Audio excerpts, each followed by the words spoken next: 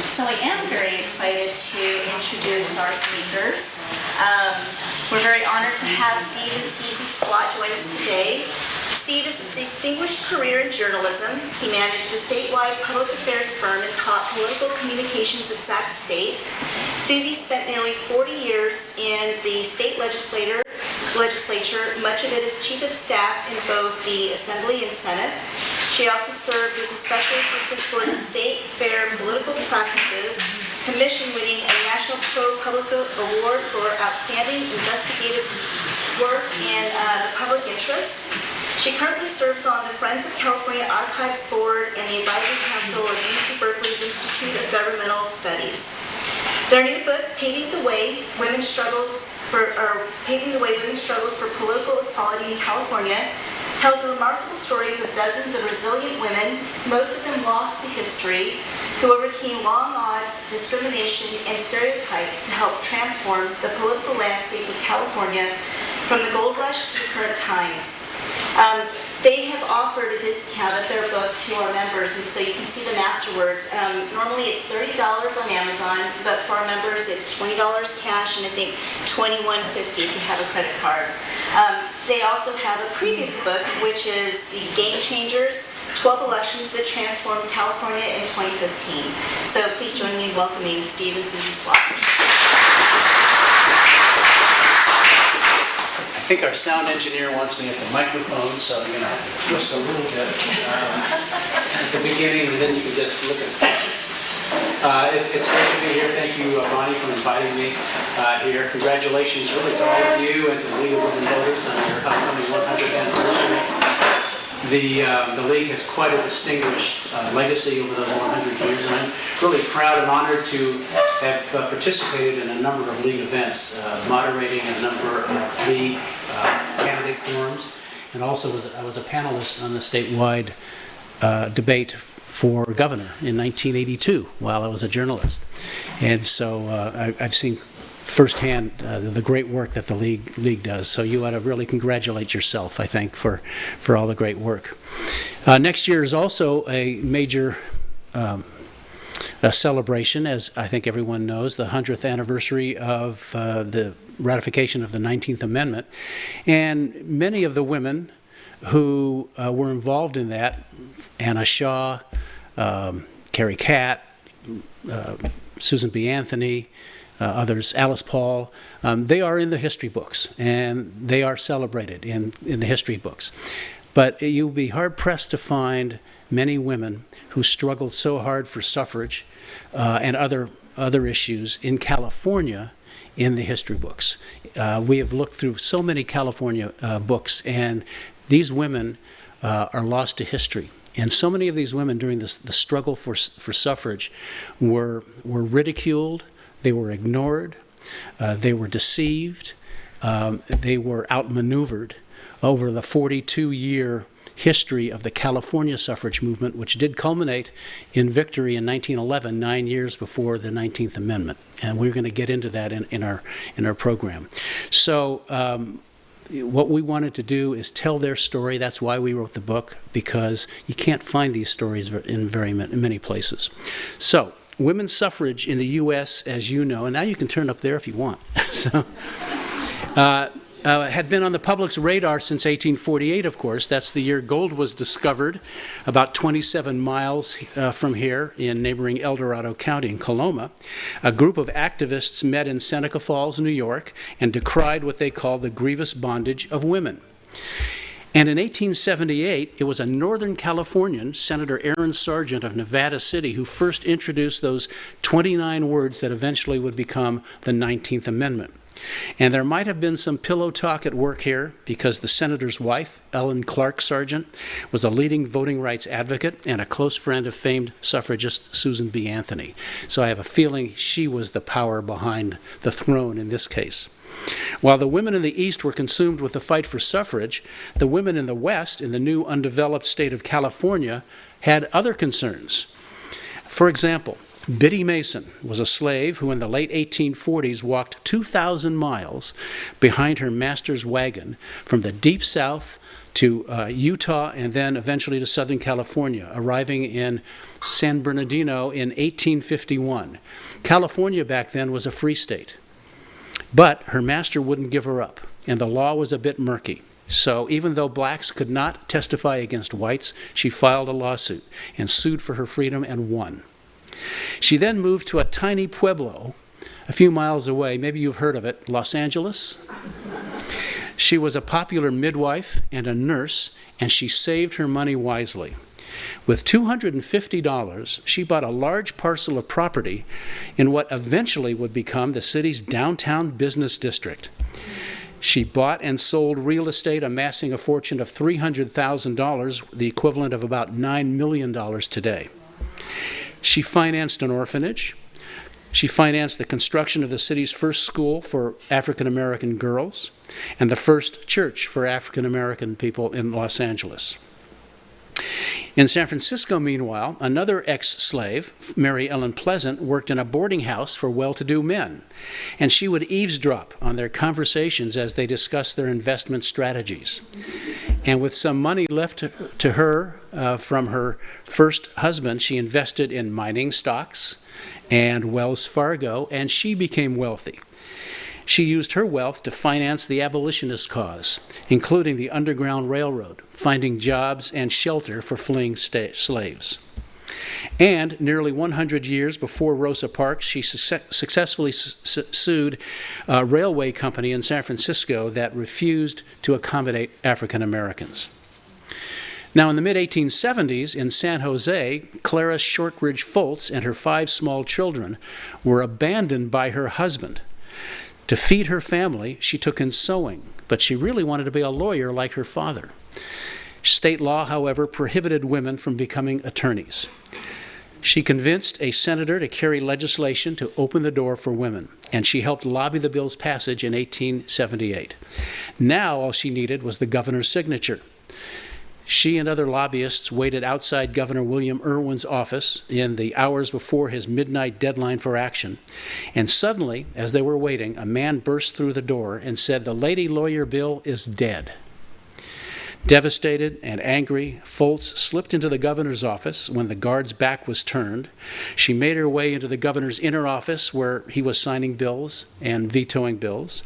Nervous and trembling, she told him it was an important bill, so he fished the bill out of a pile destined to be vetoed, read it over, looked at her and said, "You know, this is an important bill. I'm going to sign it." And he did. Years later, Foltz published a woman's magazine and serialized her life story. She said in that story, just seconds after the governor signed the bill, the clock struck 12. In those days, you didn't have to go to law school to become a lawyer, and Clara became the state's first woman attorney. But she still wanted a law school education. She thought that would be good for her clients. So she plunked down $10 tuition and enrolled at the new Hastings College of Law in San Francisco. But after 3 days, she and a female colleague, Laura DeForest Gordon, were thrown out, escorted out unceremoniously because, of course, the school did not admit women. And so they did what any good lawyer should do. She filed a lawsuit. And it went all the way to the state Supreme Court, and they won. So not only was Foltz the first female lawyer of California, she was also the first female deputy district attorney in the U.S., in U.S. history. And of course, she opened up the law school in California. As for Laura DeForest Gordon, who lived in San Joaquin County, she became the second woman lawyer in California history. After those important victories, both Foltz and Gordon turned their attention and considerable talents to suffrage. Now, in 1869, Wyoming, a territory at the time with 9,000 residents, had become a pioneer in gender equality, as it was the first territory or state to give women the vote. This was 1869. One reason, almost all of those 9,000 people in Wyoming were men. And offering women the vote, it was thought, might entice more women to come west and marry all the men. And perhaps lead to statehood, which it did. And by the way, Wyoming also elected the first governor of the U.S., women governor of the U.S. in the U.S., and that was in 1924. And the state's official motto is equal rights. Now, Governor Henry Markham of California had a chance in 1893 to make California the second state to give women the vote, but he vetoed suffrage legislation. He said it was unconstitutional. 3 years later, in 1896, California voters, all male of course, were given the opportunity to weigh in on suffrage.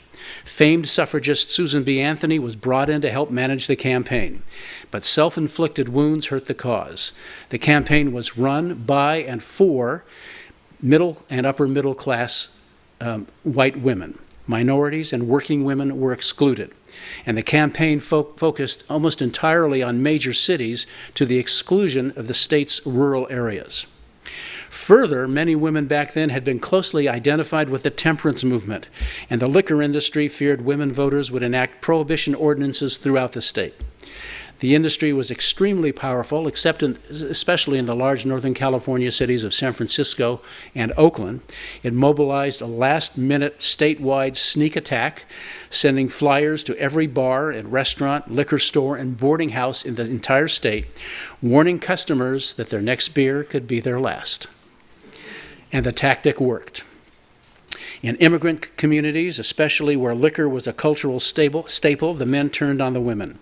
In San Francisco, which seemed to have a tavern on every street corner, the vote against suffrage was 3-1. And the measure failed by a large margin statewide, and Placer County, by the way, was one of 36 counties that voted no. There were many villains during the long suffrage battle, but none as nefarious as this gentleman, James Gillette. At the 1906 State Republican Convention in Santa Cruz, Gillette struck up a conversation with a leading suffragist and told her that he was a candidate to become the party's nominee for governor that year. He said he believed in their cause in suffrage and promised that should he win the nomination and then the general election, that women would have a friend in the governor's office.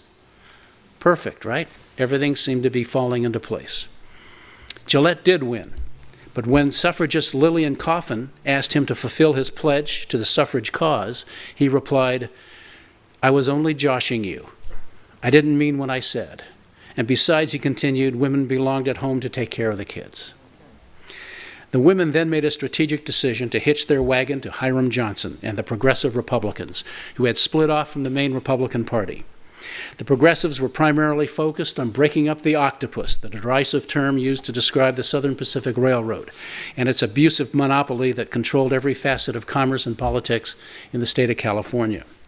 The suffragists and the progressives found common cause in pushing the idea of political reform, and their message was pretty simple. If men had made such a mess of politics, why not let the women try to clean it up? Reform-minded males believed they couldn't clean up government without the help of women's votes. And women believed that by supporting the progressives, they would be rewarded if the progressives captured the state government, which they did in 1910. And the progressives, true to their word, put a suffrage measure on a statewide ballot, for a special election in 1911. Now, suffragist Selena Solomons understood that to be successful, the suffrage campaign had to expand beyond the socially elite and overcome the class divisions that were prevalent in 1896.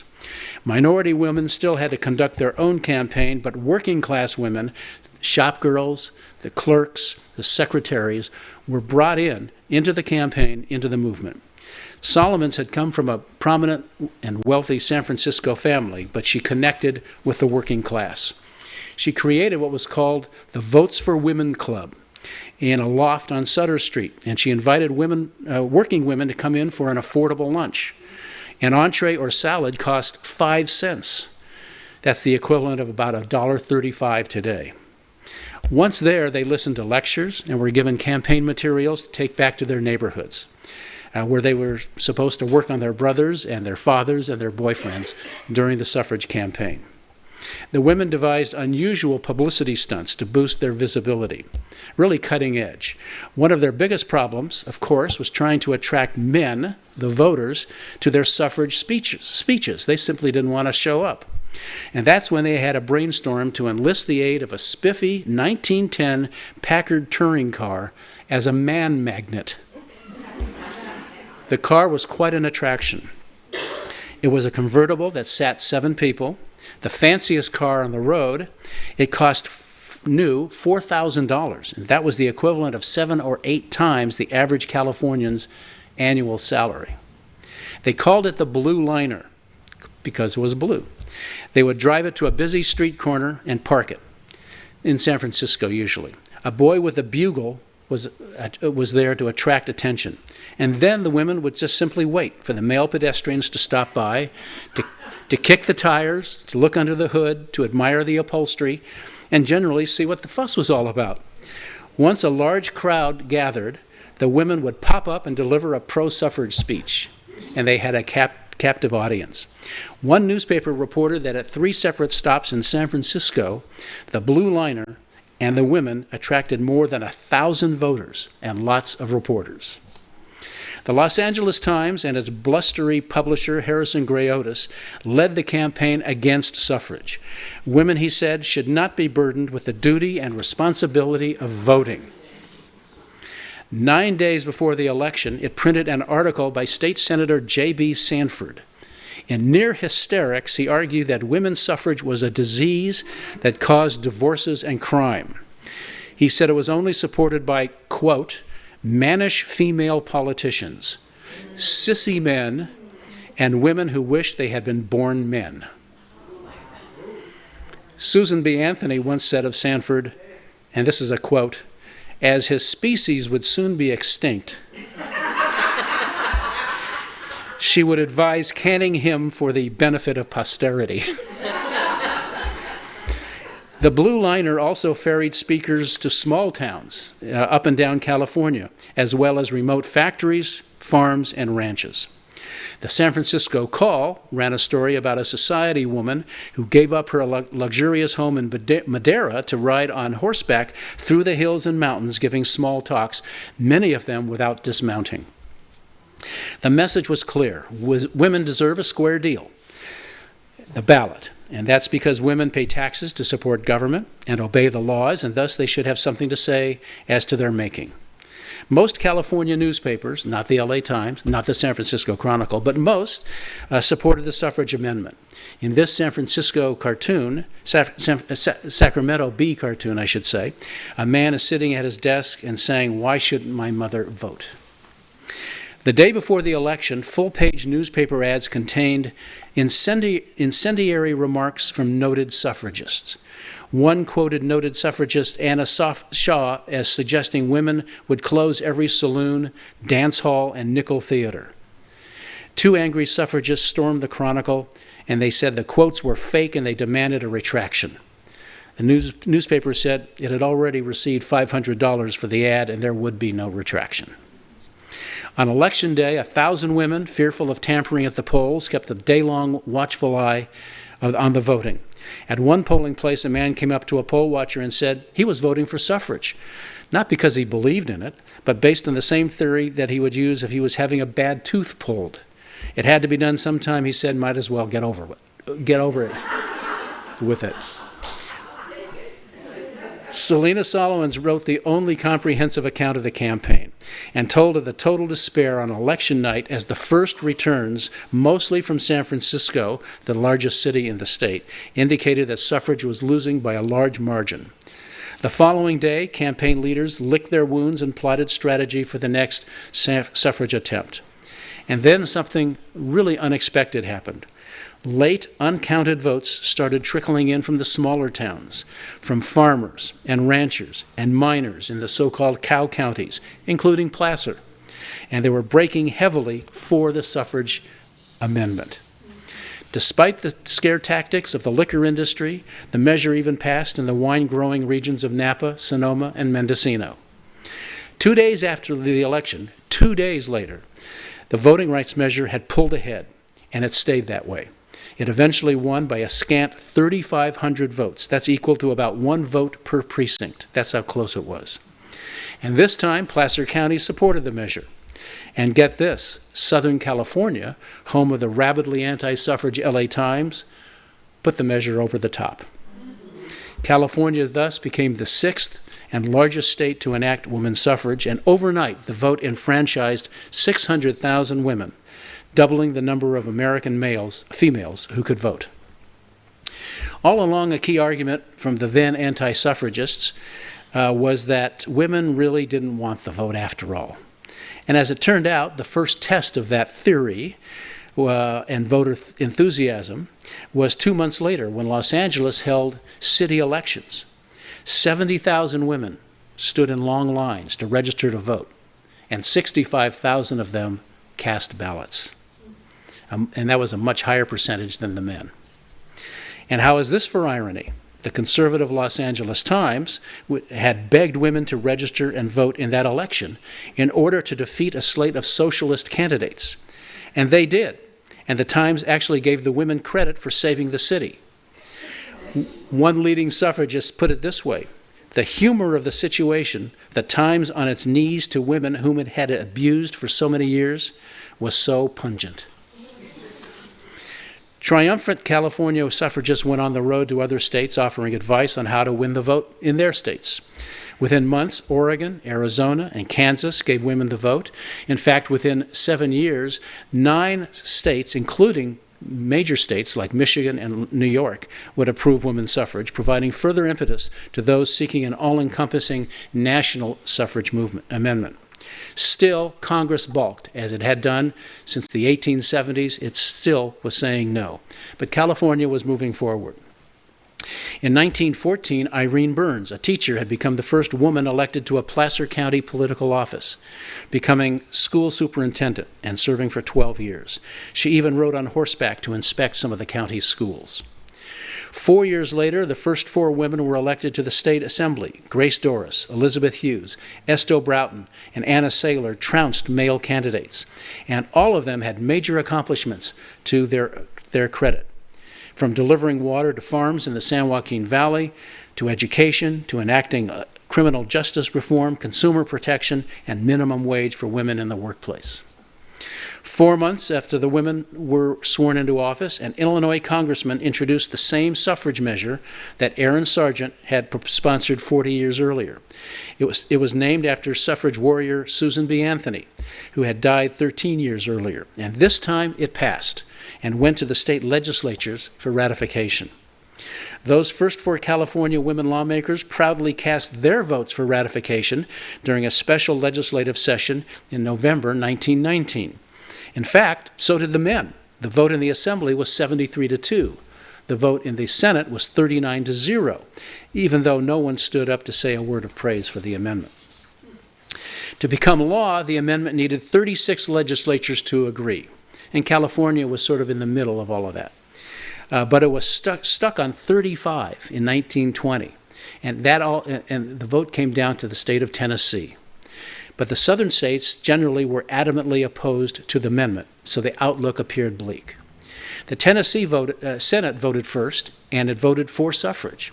But the House vote was tied 48-48 when 24-year-old Harry Burns stood to cast the deciding vote. He already had voted to table the amendment until the following year, and so the anti-suffragists were pretty convinced he would vote no. What they didn't know is that Byrne had changed his mind after House pages delivered a letter to him shortly before the vote. It was from the most influential person in his life, his mother. Quote, "Do the right thing," the letter said. "Vote for suffrage and don't keep them in doubt." And Byrne did exactly what his mother told him to. He put the letter in his coat pocket and cast the deciding vote for suffrage. Afterwards, Mrs. Burns said she was pressured in person by the governor of Louisiana to recant her letter and to say it was a fraud, but she refused. Harry put it this way: "I knew that a mother's advice is always the safest for a boy to follow. I appreciated the fact that an opportunity to free 17 million women from political slavery was mine." And now I'm going to turn it over to Susie, who's going to bring the story a little more up to date.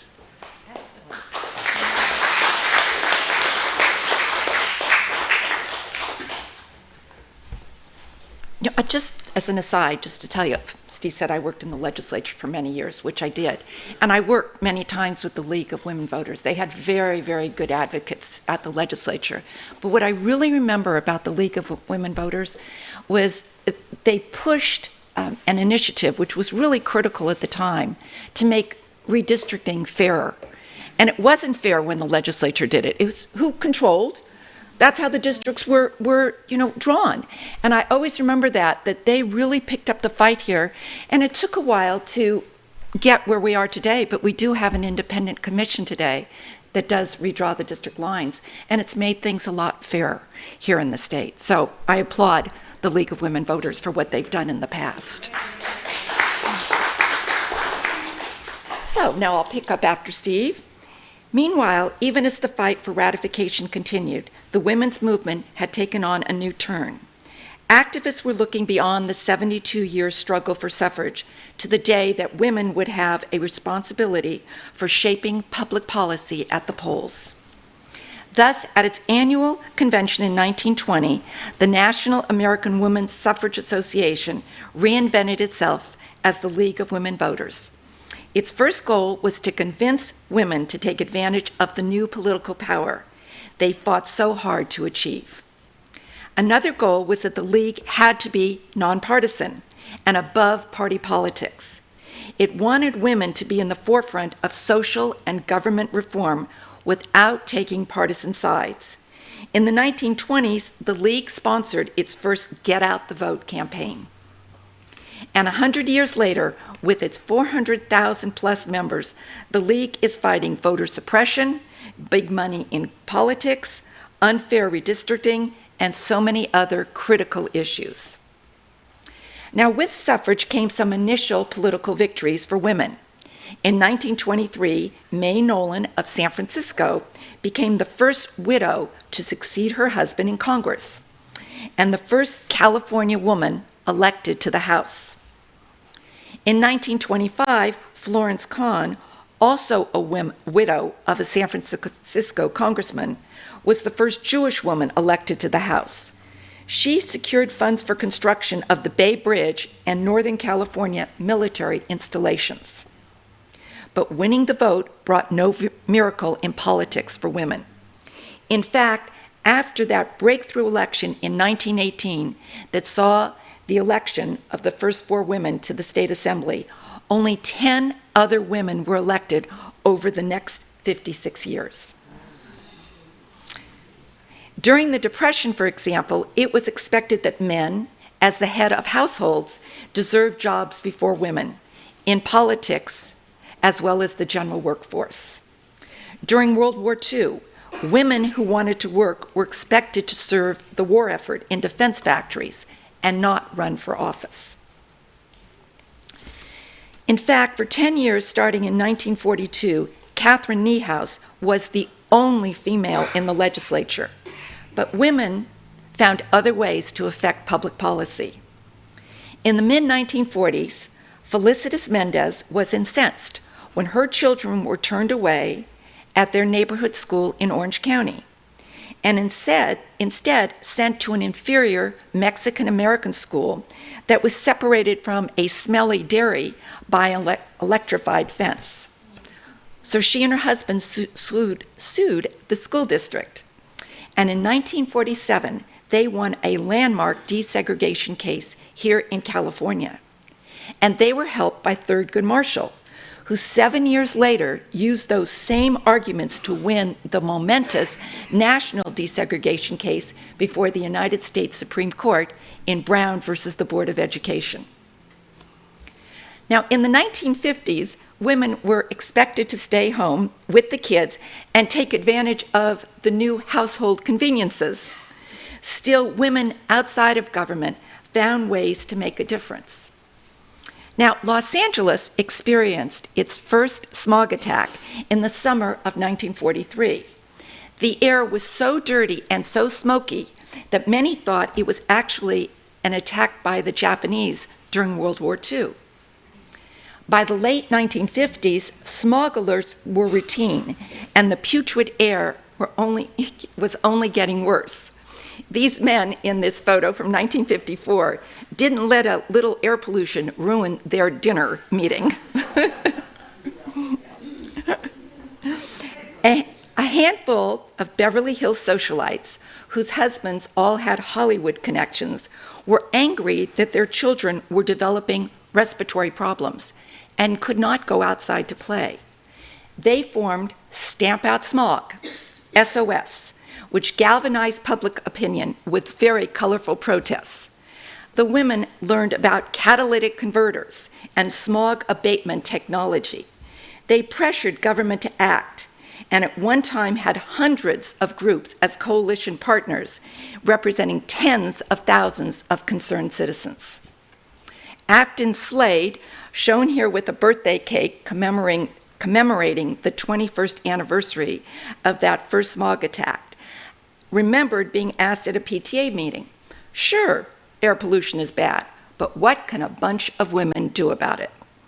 Actually, Stamp Out Smog was credited with having a hand in 150 pieces of state and local legislation aimed at cleaning the air.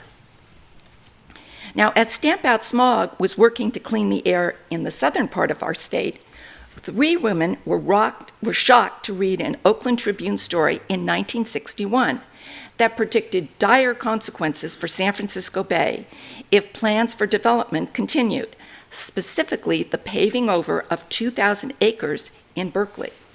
Now, all 3 of these ladies had connections to UC Berkeley.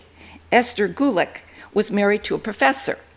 Catherine Kerr was the wife of UC President Clark Kerr, and Sylvia McLaughlin's husband was a UC regent. These women built a large coalition and successfully lobbied the state to place a moratorium on filling the bay, as well as establishing a commission to watch over shoreline development. Now, the women's movement had received a huge boost in 1960 with the government's approval of the birth control pill. That innovation allowed women to postpone childbearing while offering them opportunities to attend college or enter the workforce. 1966 was a breakthrough year. March Fong became the first Asian American woman to be elected to the legislature. Now, as you can see from this photo, she also smashed a toilet on the steps of the Capitol to push her bill banning pay toilets in state buildings. Now, back then, in many public spaces, women had to carry around dimes to unlock public toilet stalls. March Fong Yu went on to become California's first female Secretary of State. Also in 1966, another barrier was broken as Yvonne Brathwaite became the first African-American woman elected to the legislature. She went on to Congress, then enjoyed a long career as a Los Angeles County supervisor. In our research, we came across a San Francisco Examiner headline that called these 2 new assemblywomen, and I quote, "beautiful and brainy." The article did not deal with their qualifications or platforms. Instead, it emphasized their hairdos and their fashion choices.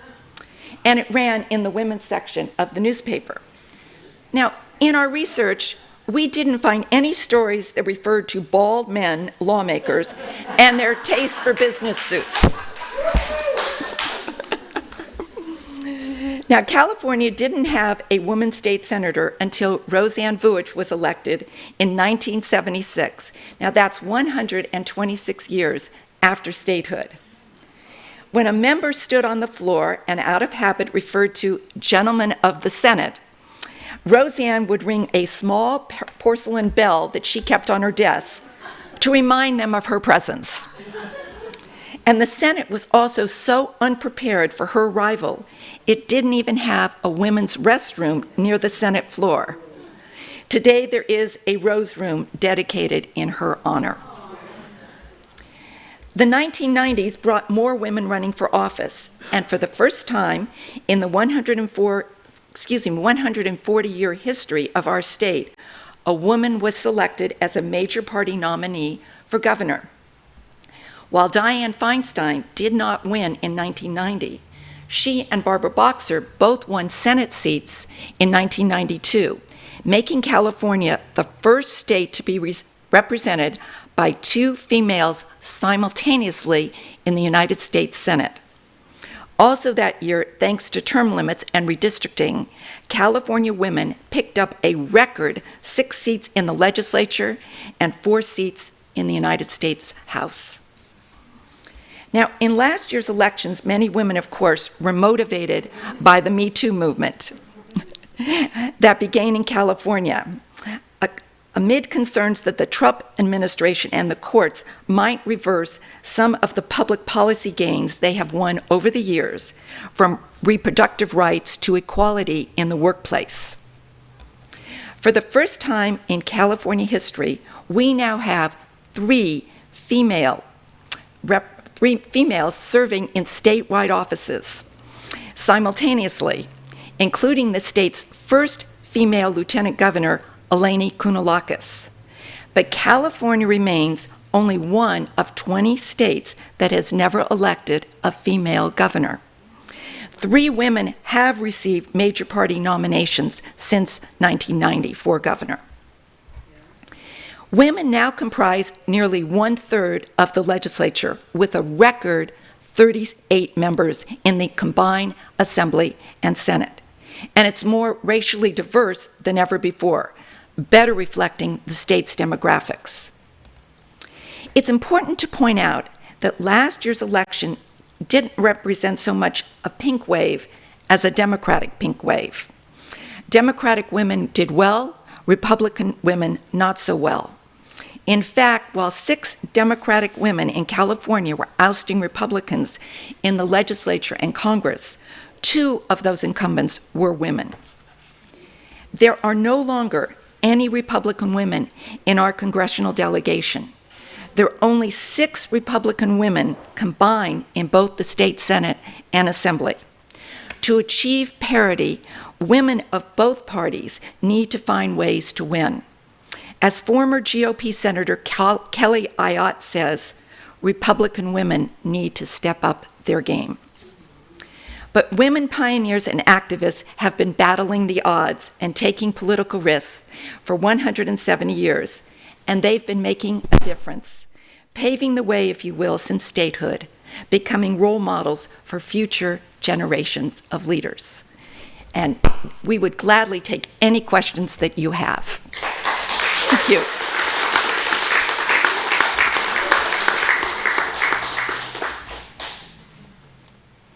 And I think we have to stay near the mic. Yes. Any questions? Observations? So how long ago did you start this trek? Well, the book came out earlier this year. And one of the reasons is that we had written a book, as Bonnie mentioned earlier, called Game Changers, 12 Elections That Transformed California. And after we finished it, we sat down, and it did really well. It won the California Historical Society Book Award, and it was doing well. We realized that the book was all about men. And we started thinking, well, where are the women, and we understood that men write the history, so they're in the books, right? And they've all were the governors and things like that. But so we did some research, and we couldn't find a lot of information about women in California who had made such a huge difference, and whether it's the first 4 women elected to the legislature, or much about the suffrage movement other than a sentence here and there. So we decided to do some research and to write that book, and we did, and again, it came out a few months ago, and we've been traveling around talking about it. Thank you. You're welcome. We learned a lot. I We did. want to say that I was a history major in college with an emphasis in California history.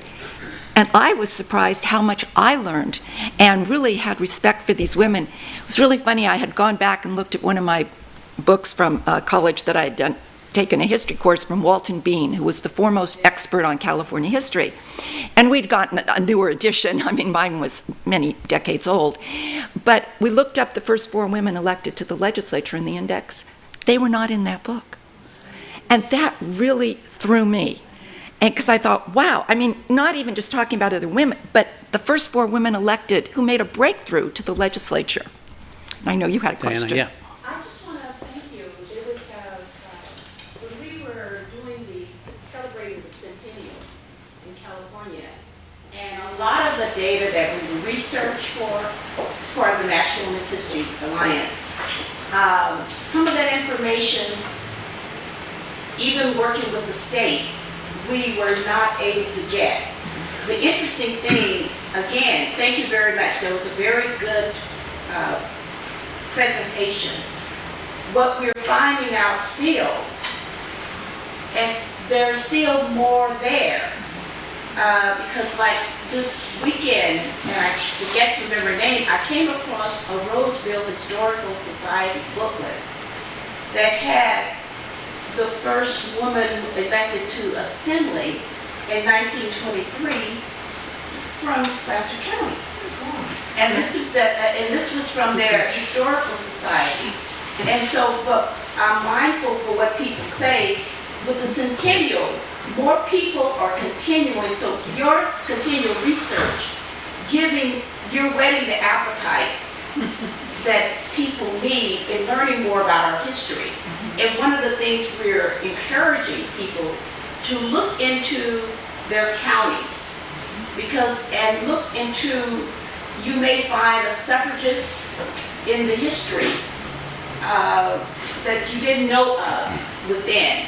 And so again, thank you very much, and I hope you're doing your presentation all over California, because the more information and more we share, and as more things evolve, like the first woman in California that actually voted was Chinese American, and it gives them, it testifies to California that we are diverse, and we all have a part of this history and policy. And there is a history worth telling.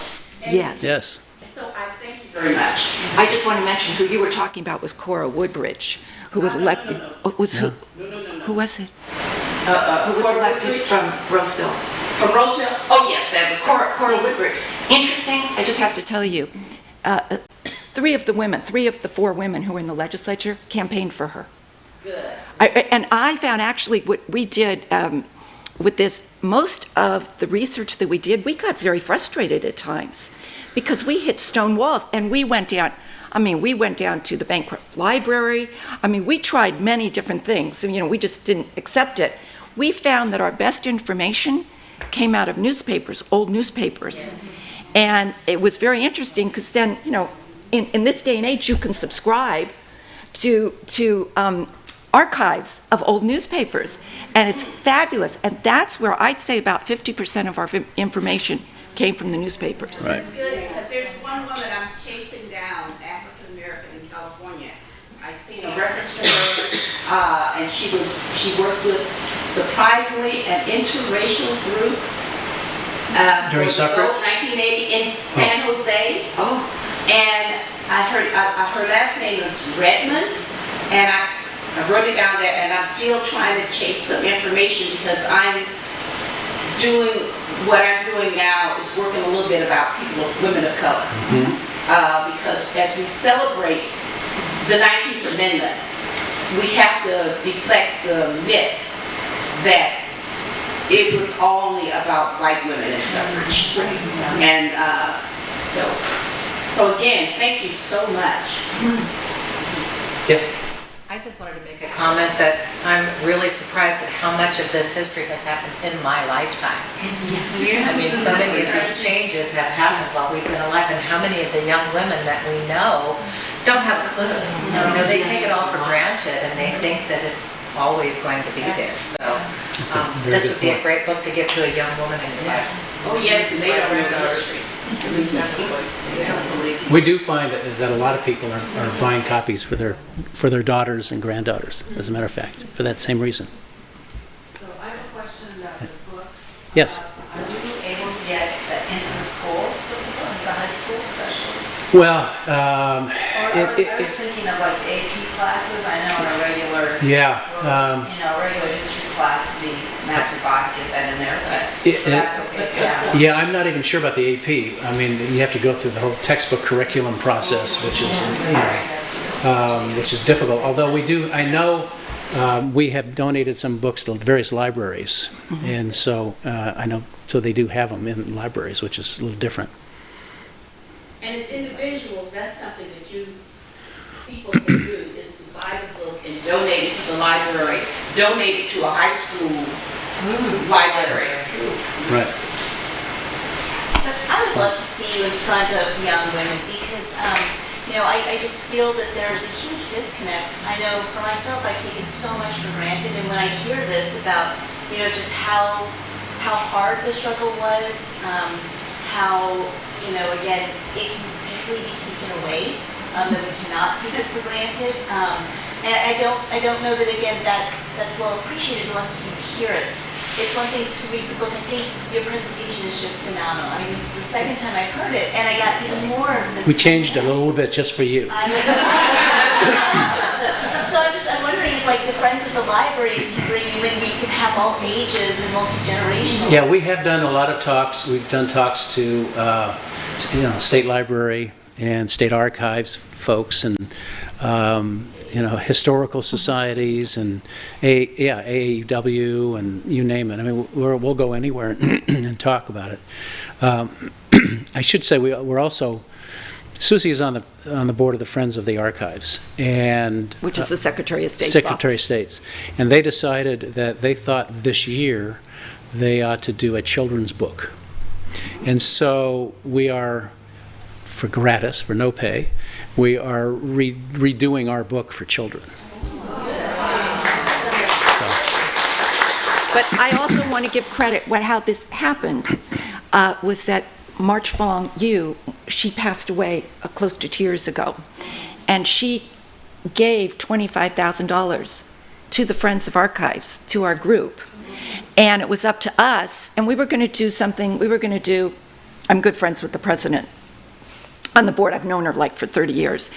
She talked about doing something, doing an internet doing an internet exhibit on suffrage. And I leaned over to her at a meeting and I said, I don't think we should limit this to suffrage, because suffrage back, as you're pointing out, many years ago, was only about white women. We're leaving out a huge part of California population if we just do suffrage itself. We've got to do the whole story that explains everything in the history of California, and that's what we're doing. Obviously, suffrage is in the middle part of all of this, but we cover everything. Because I feel it's really important. I have a 12-year-old granddaughter, and it's been fascinating to me to watch, her kind of change, and I've talked to her about things and want her to be aware. And one thing that I felt really good about, she came home, we pick them up after school most days, and she said to me, she says, Grandma, I learned about Biddy Mason. And it really made me feel good that schools are now seeing things that need to be added to the history curriculum. There's an excellent book about Biddy Mason out now that's contained poetry, and I encourage any of you, that it's an excellent book because her legacy in LA as a lot, she earned all that money and donated and what she did. And not having an education, she wasn't able to read or write when she went to court. Fascinating. Yeah, there are some remarkable women that no one's ever heard about. Well, the movie Harriet is certainly good. Yeah. Yes. Yeah. I have a question Sure. about the support from your gender. How is that working? Seems to be fine. I mean, a lot of times we no. I mean, I'm it today, and Can back there. Most of the groups, a lot of the groups we talk to are women's organizations, but a lot of them are general public. Oh yeah, I mean, again, historical societies and Kiwanis clubs, and you name it. And most people today recognize most. I was the first woman in our Lions Club, and believe me, Yeah. had to have Yeah. a firm hand. Yeah. So I've had no issues with the male gender. Yes. You said 50% was newspaper archives, which is really interesting. I assume that was mostly done online. A lot was. Visit. Yeah, we did. A couple. Well, for our research, I mean, one, we spent time going through collections. At the state library, they have collections. They had some old newspapers. Well, first of all, they have an entire collection of California newspapers going back to the beginning at the state library. State library. And so they have a reading room, and you just go through it. There's online. Obviously online, newspapers.com, for example. I mean, and they don't have everything, but they have a lot, and a lot of that's national too. But then we'd go down to the Bancroft Library in Berkeley, where they had various collections of Mary McHenry Keith, for example, a leading suffragist. They had all of her papers and her conversations and communications with Susan B. Anthony and this, that, and the other. And then, of course, there was one quote we found. Actually, I found it in a master's thesis from a student at Cal State Hayward. And he did a master's thesis on the California suffrage movement, and he had a quote in there from the Berkeley Gazette of Mary McHenry Keith, who was a big leader back in just after the turn of the century, where she was so angry, she said something, I'm paraphrasing now, she said, isn't there something in the Bible about the kingdom of heaven, and that if you're not allowed in, you take it by force? Something like that. And I wanted to find that quote, and I wanted not to rely just on a master's thesis, so I couldn't find, the state library did not have that issue of the Berkeley Gazette. We couldn't find it anywhere else, so we went down to Berkeley, to the University of California, and they have Berkeley Gazettes at the library, and I found it. But that was like a day-long trip to find one quote. So, and we did oral histories. I mean, oral histories were great. I love oral histories because they are done with individuals after their career is over. So if they're involved in politics or government, they can let their hair down and don't have to worry about what they say, and they don't have to be political. So, like for our first book, I think we went through 45 oral histories, and we went through maybe 30 of them in this one. And some of them are actually online, but others are at the Bancroft Library, others are at the state archives. They have an oral history program, others at UCLA, and oral histories are really good. So that we use that for research a lot. And then we did some interviews also, for a lot of interviews for those more up to date, more recent. So that was our research program. Thank you. And that's another one of my passions, oral histories, because the state stopped doing oral histories, providing money for it, in 2002. And so for 15 years or 16 years, there's been no oral histories done on women. And what you've done, in the 1990s, you kind of hit the high water mark at that time for the number of women. But all those women are retired because of term limits, and so a lot of them have been lost because they passed away. So I've worked with the state librarian. We got $250,000 in the last fiscal year. We got another $250,000 this year to resume the program. This is what we need to do to keep women alive.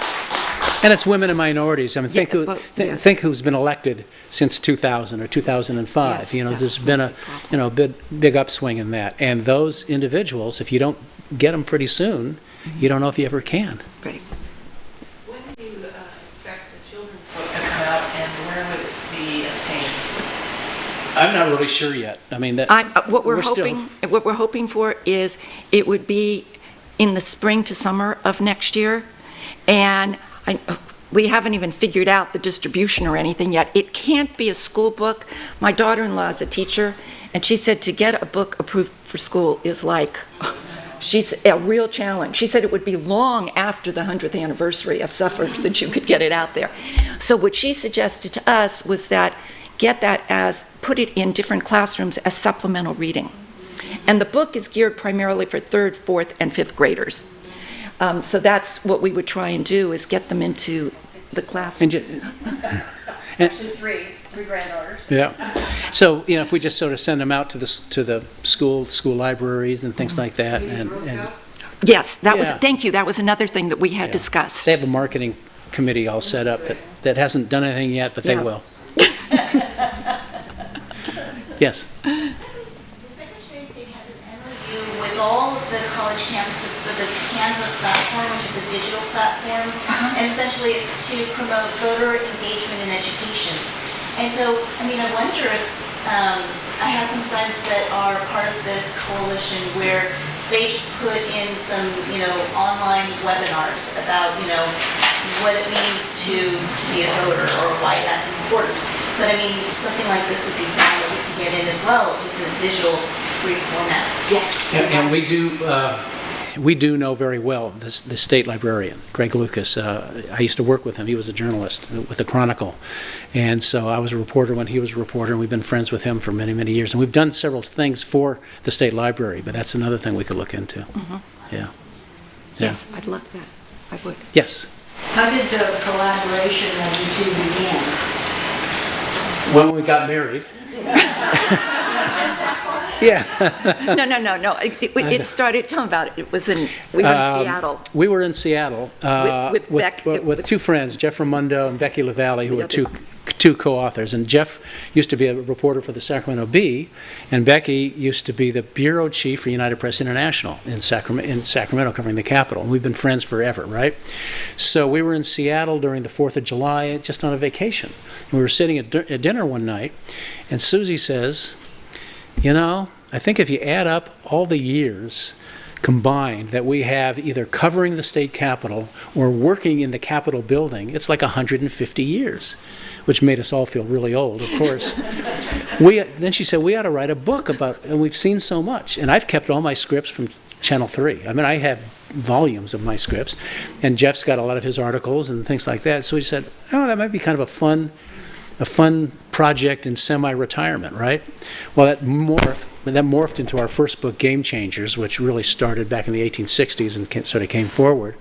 But it worked out pretty well. I mean, we sort of, Susie did a lot of the research, most of the research.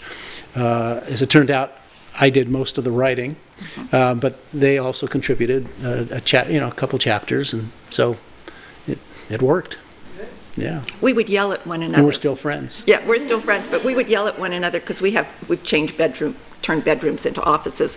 So I'd yell at him, "Oh, you wouldn't believe what I just found." Yeah. I'd come across Clara Foltz, who absolutely amazed me. And, we'd scream back and forth to one another with this because we'd get excited when we found things.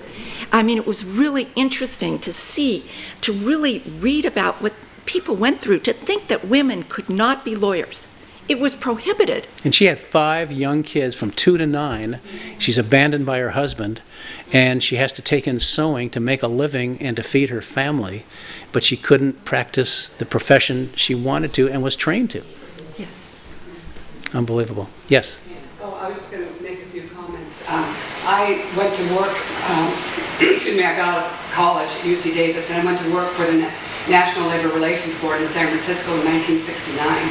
And at that point, I was young, I was just turned 21, but I really came across a lot of discrimination against me as a young woman. It didn't make any difference whether I would have been young or old. But people, when I first got there in the office, mostly it was all men, and they were telling me that, they hope I do better than the women that they've hired in the office. I think there were like 4 women in the office. And then sometimes I would get cases that I was hired as an investigator, and I would get cases where people would tell me that they would rather have a man investigator, but I just wouldn't understand their kind of industry. And it's interesting to think that I didn't realize at that point that there weren't women in the legislature at that point. And so I'm going to guess that was, as I'm sitting here, I'm thinking maybe there's some correlation between women in politics and making changes and women trying to enter into the workforce and getting all this discrimination. Yeah. And then I ended up moving up to Washington State, and I became the district director for the Federal Equal Employment Opportunity Commission in 1987. And they handle employment discriminations, including sex discrimination. Excuse me. And I saw, I retired a few years ago, but I've seen a lot of discrimination against women in my lengthy career as a district director. I also was the director in Houston for a year and in Denver for a couple of years, so I saw other types of discrimination rather than just the Pacific Northwest, because I had 4 states under my jurisdiction when I was in Seattle. Anyway, so I just want to make a comment too about, we had a lot of cases in the beginning, this was in the early 80s, where women in the, women would file cases because they didn't get hired. And men, the men employers or whatever, not the lawyer, but it was fairly often that the employer, and usually this was the man, would say that well, we have these men who need these jobs, and the women don't need these jobs, and so that was a big barrier to overcome, and it's getting better now. And I just want to make one last point. It wasn't until 1988 that the Supreme Court said that harassment based on sex in the workplace was illegal. So, and we all know how that fight goes, and and it's still ongoing. But I think that there is a correlation. I think things do get better as we see more women elected into legislatures, congressional, state legislatures. That it makes it much easier in the workplace for women also. And as a matter of fact, we spend some time in the book talking about that exactly. Yeah, in the 1980s, it was very interesting. In 1980, there were women had 10% of the legislatures. They had 12 members in 1980. And as the 80s went on, the numbers kept increasing. And going to your point, you could see the changes occurring in the legislature. They did not have many women in key positions. Right. And as the decade went on, women were hired as consultants to committees. Women were allowed to go into higher offices within the individual legislator's office itself.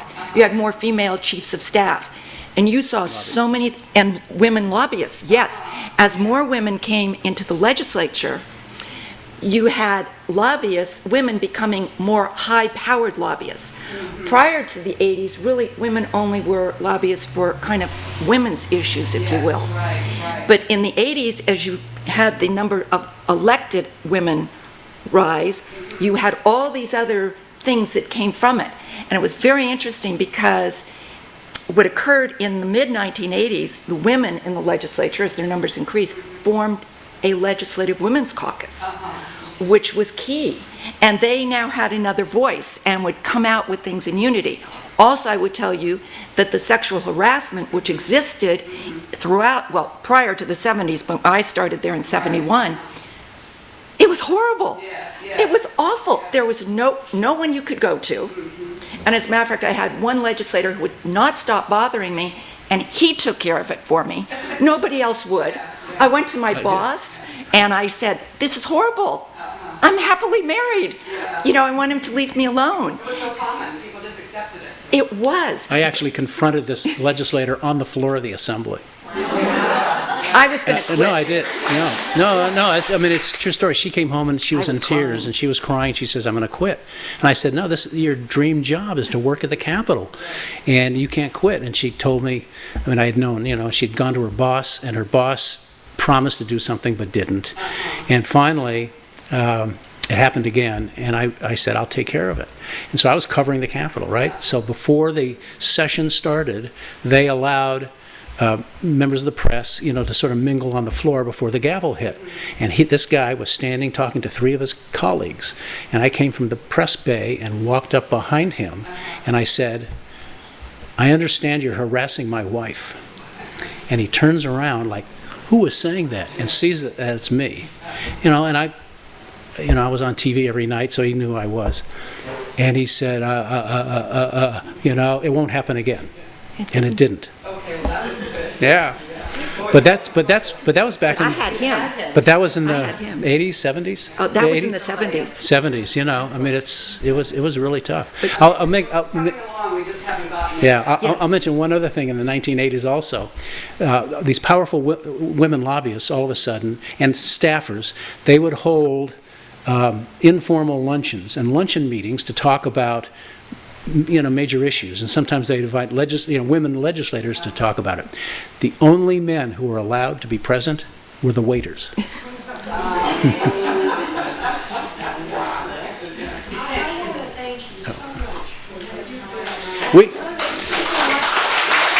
Okay, we'll be here for a while. longer than usual. Is there any last minute questions? Yes, sir, you're selling books, I see. Oh, of course.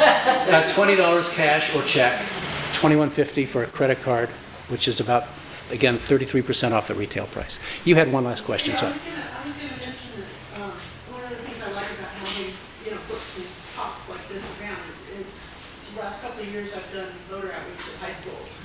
And one of the things that's really interesting coming up is there's things we forget, even though we lived through them. And I'm trying to explain to high school students how there used to be separate listings in the job ads. Yes. Jobs and jobs. Right. And the fact that sometimes you had to get a husband to sign to authorize you to get a credit card. These high school girls are very Help wanted female, help wanted male, right? I just wanted to say thank you so much for your presentation, and I wanted to also encourage your future work to incorporate histories of lesbians and bisexual and transgender women as well, because that's a whole segment of our culture that has just been kind of pushed aside as well. And we did do an interview with Tony Atkins, who is the new Senate President pro tem, and she has very interesting things to say. Great, Yeah. thank you so much. All right, we're here. No, I'll get that. I'd like to. Thank you. Yes. 2, please. Okay.